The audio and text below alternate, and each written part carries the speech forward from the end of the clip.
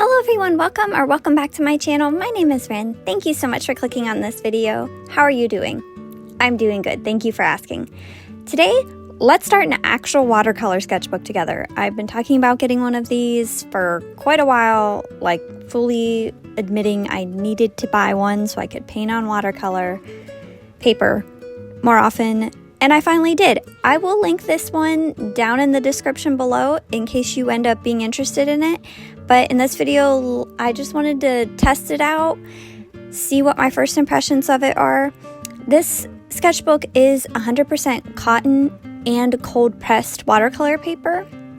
So I did have pretty high expectations because my mom told me that 100% cotton is the best watercolor paper from everything that she's heard. So I just kind of went with her knowledge because she knows more than me about this kind of stuff. So yeah, I just started out. I have this sketch here on the left side I'm working on of blueberries. I did use a little bit of everything as far as watercolors go to test this out. I wanted to try and see what all of my different watercolors looked like on this paper. So I used my vintage pastels palette, my Winsor & Newton palette, and my Daniel Smith watercolor sample page. So if you've been watching my channel, you've seen these watercolors be used on other kinds of paper. So if you are looking for a watercolor sketchbook as well, maybe this will be good reference for you as well to see what watercolors look like on this paper. I did buy this particular sketchbook because it was very inexpensive and I'm cheap, which isn't great when it comes to art supplies, but I'm just being honest, I'm super cheap. So I bought this one, and because it was by far the prettiest out of all of them, I really liked the cover having flowers on it. Anyway, I hate how these blueberries turned out. I don't like them at the end of it at all. I don't necessarily love how the flowers on the right side turned out either, but I like them more than how I like these blueberries. I do love how the leaves turned out.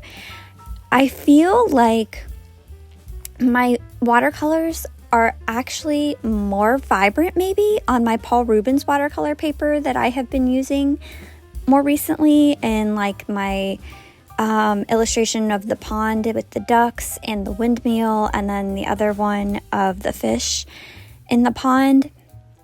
But I don't know if that's necessarily true because these were smaller illustrations and not a full page illustration. So I don't know that that's entirely true, but it does kind of feel like these colors weren't as vibrant as I was expecting them to be. But I also feel like I always kind of have that feeling when I use the vintage pastels palette because those colors are very chalky in general. Here, doing the background of the blue behind the blueberries, that is my Winsor & Newton palette. That blue, I feel like I just needed to build it up. I did a lot of layering on both of these illustrations because I really wanted to test out how much layering this paper would take and if it would start to disintegrate or pill. I'm really happy to say it did not do that at all, and I really layered these a lot more than I expected to. Partly because I didn't like how either one of them were turning out, so I kept trying to add layers to see if I could make it look better in my mind. But yeah, they blended so nice. The watercolors blended really, really nice on this paper, even when I wasn't using my water pen or my water brush. They blended super nicely, and they layered really nicely as well. I also will go back a little later in the video and line the left side of the illustration with colored pencil. I wanted to see how colored pencil layered on top of this. It layers super nice. And even later on, we use some ink on it as well, and it also lays super nice. So everything worked out really well with this paper. Here I am painting the right side of the page, and I wanted to lay down a base of yellow on all of the clover, and that, when I went in with green and layered on top of it, it laid really nice.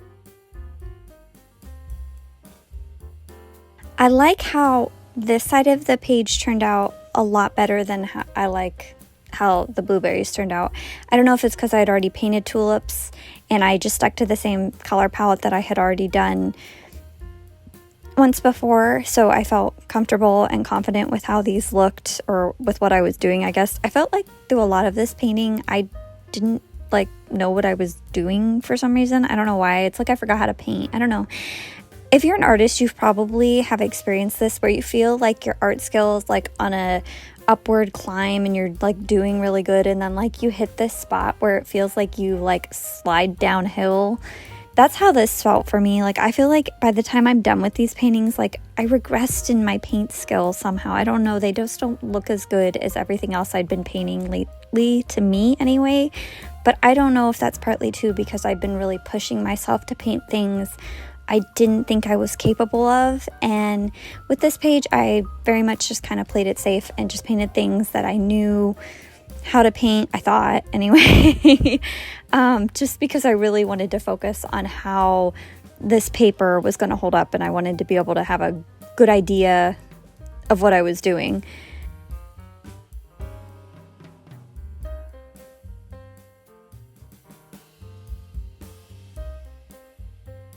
So anyway, here I'm just layering the tulips, layering. Like I said, I did so many layers on this illustration, and particularly on this side, the right side of the page. I really layered a lot. I layered with that yellow at the start, underneath all of the green, and then obviously laying down that green layer, and then on top of that laying down even more layers of different shades of green, and then I eventually layer blue on top of that for shadows as well. Something I am super happy about that I've talked about before is I really struggled doing shadows in watercolor. I just didn't really know how to do that, or I just really had a hard time with it. And I did it on both the right side of this page and the left side of this page, just using blue watercolor, which I'm assuming is probably how like you're supposed to do it. And I just didn't know, I guess. I don't know.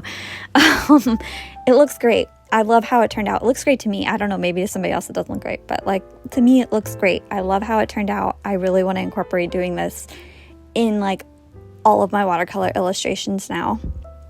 And then I decided to line everything with watercolor as well, instead of going through and doing it with colored pencil on the right side of this page.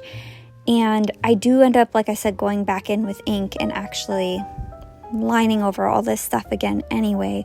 But I feel like that's just really good practice to get comfortable painting clean lines, which is something I have a hard time with because I'm a very sketchy artist. And not that there's anything wrong with that. I love being a sketchy artist, but I do want to get to the place where I feel very comfortable trying to do very clean line art, and I don't feel like I'm like panicking internally like I normally do. So I just kind of wanted to practice that a little bit in this painting. And because this painting was pretty simple and pretty easy for me to do, I felt like it was a good space to practice it.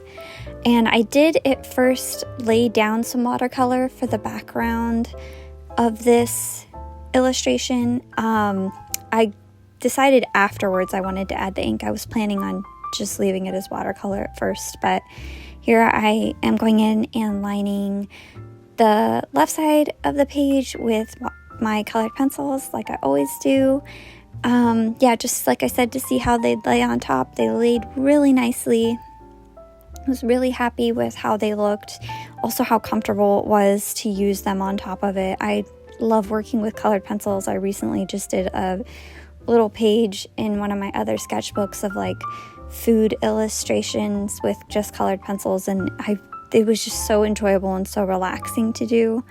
And I think my Posca pen is like really calling it quits. I know I keep saying it, but like I said, I'm cheap and I don't want to buy a new one, but I had to like really work to get the ink to come through on my Posca pen. I was really sad. I think I'm gonna have to pull out like my tube of white gouache to start doing my highlights. And then I added glitter on both sides, but I only show on the right side of the page just because I'm me and I like glitter. Like I always say, I just like adding glitter to my illustrations. I think it's really a fun thing to do with traditional art. It's very easy to just add some glitter and just add a little bit extra sparkle. And then here I wanted to test the ink. It laid really nice on top of all the watercolors I had already put down. These are like not nice or not fancy pens. They're just like the Hobby Lobby brand. I've had them forever, so if it was like maybe Tombow, if I'm pronouncing that right. I think that's how you pronounce that brand. I don't know. When you talk online, you like start questioning if you pronounce things right. I'm hoping I'm pronouncing that right. If it was like a really nice, well-known ink brand, they probably would look even better. These are just the ones that I have, and like I said, I wanted to test out how they would lay on top, and they laid great. And this is how it turned out. So far, it's only one page, but so far this watercolor sketchbook is really nice. Like I said, I will have it linked down below if you are looking for one.